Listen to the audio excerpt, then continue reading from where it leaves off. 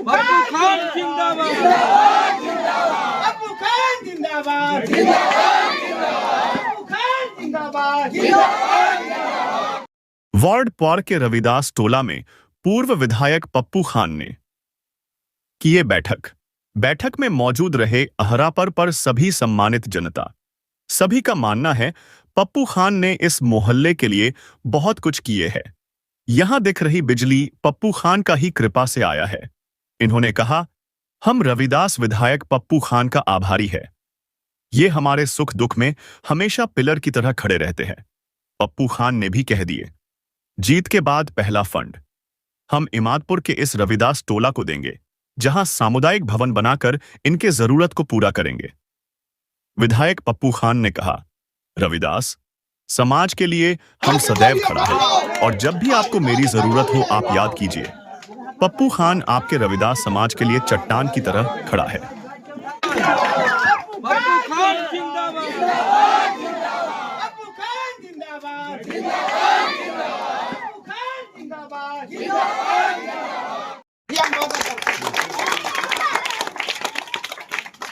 और एक गली नहीं बचेगा जहाँ नाली और ढलाई। हाथ बोलिए सब लोग, हाथ उठा के सब बोलिए।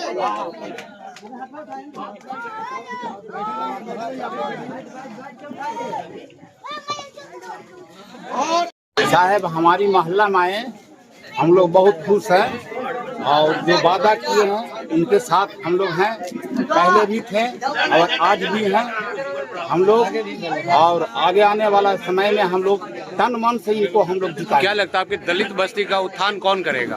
पप्पू खान करेंगे। 20 साल से यहाँ विधायक है, क्या कुछ किया है आपके? इधर कुछ भी नहीं किए और नहीं किए, इसी चलते हम लोग का। तो इस बार आप लोग क्या चाहते हैं, किसको लाना चाहेंगे? पप्पू खान जी। क्या नाम हुआ आपका? हम बहुत इनके लिए आभारी हैं और हम सर से रिक्वेस्ट किए कि सर हमारे बाल बच्चा को शादी ब्याह होता है, परिवार आता है तो सर झुकाने का जगह नहीं है। जगह मेरे पास है सर, लेकिन रहने का मकान नहीं है। कम से कम हम लोग का एक सामुदायिक भवन होना चाहिए। तो सर ने हमारे बोले कि हम सामुदायिक भवन, हम विश्वास दिलाते हैं कि आपको जीत के जाएंगे तो बना देंगे। एक शौचालय भी आप लोग का साथ देंगे। तो हम आगे अगला बार भी हम साथ थे सर के, आज भी हैं और कल भी इनका हम आभारी रहते हैं। क्या नाम हुआ? मेरा नाम डब्लू दास हुआ। कुमार हुआ। रविदास टोला इमादपुर का गरीब गुरुआ, दलित महादलित का मसीहा पप्पू खान जी हैं और आगे के समस्या में खड़ा उतरते हैं। कोई भी दुख मुसीबत पड़ते हैं तो तुरंत साथे जाते हैं या तुरंत फोन उठाकर तुरंत सहयोग करते हैं पदाधिकारी वगैरह। देखिए, आज ये वार्ड नंबर 12 है और रविदास टोला में हम लोग बैठे हुए हैं।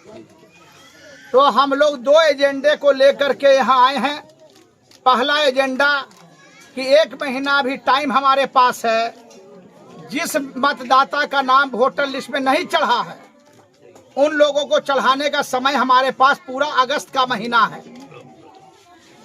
और चुनाव आयोग का निर्देश आया है 11 बिंदु पर जो मांगा गया था पेपर वोटर लिस्ट में चढ़ाने के लिए, तो जिनके पास 11 बिंदु पर पेपर नहीं है तो उनको निवास प्रमाण पत्र देना अनिवार्य है। तो हम इन लोगों से, रविदास समाज के भाइयों से आह्वान करने आए हैं कि आप लोग यहाँ पर इमादपुर नदी है, जहाँ पर हमारे वार्ड काउंसलर तनवीर अंसारी साहेब, हमारे प्रतिनिधि लैपटॉप और कंप्यूटर लेकर के वहाँ पर बैठाले हुए हैं अपने आदमी को। जिसको भी निवास प्रमाण पत्र बनाना है आप लोग आइए, निःशुल्क, 1 रुपया नहीं लगेगा, निःशुल्क आप जो है अपना निवास बनाइए और जो वोटर लिस्ट में नाम नहीं चढ़ा है वो अपना नाम उसमें चढ़ाने का काम कीजिए। तो ये पहला एजेंडा मेरा है जो हम अपने दलित महादलित भाइयों को बताने आए हैं।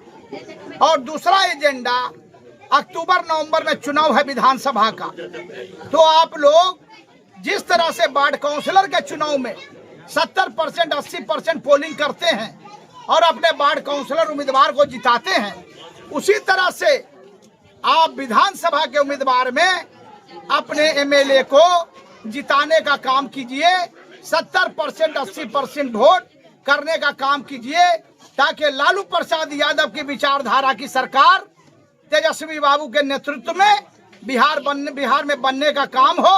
और बीजेपी आरएसएस जो सांप्रदायिक शक्ति है, जो सामंतियों की पार्टी है, जो दलित महादलित, अति पिछड़ा और मुसलमान और सवर जाति के गरीब गुरबा लालू यादव में विश्वास रखने वाले इनके ये दुश्मन हैं।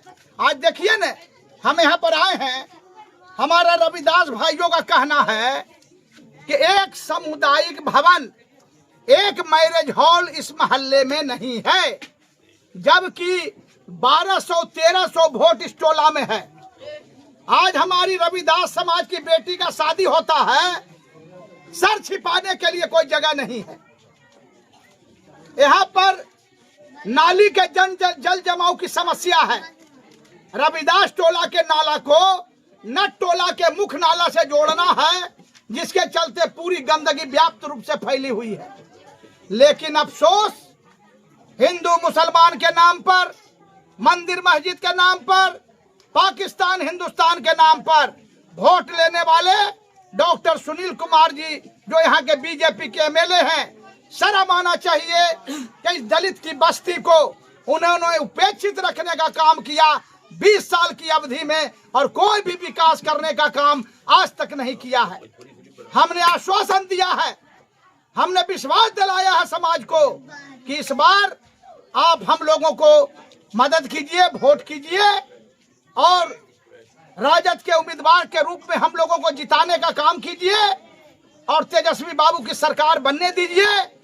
हम खुद जो है सचिवालय के चमाइन हैं, पैसा कहां से आता है, विकास कैसे होता है हम जानते हैं।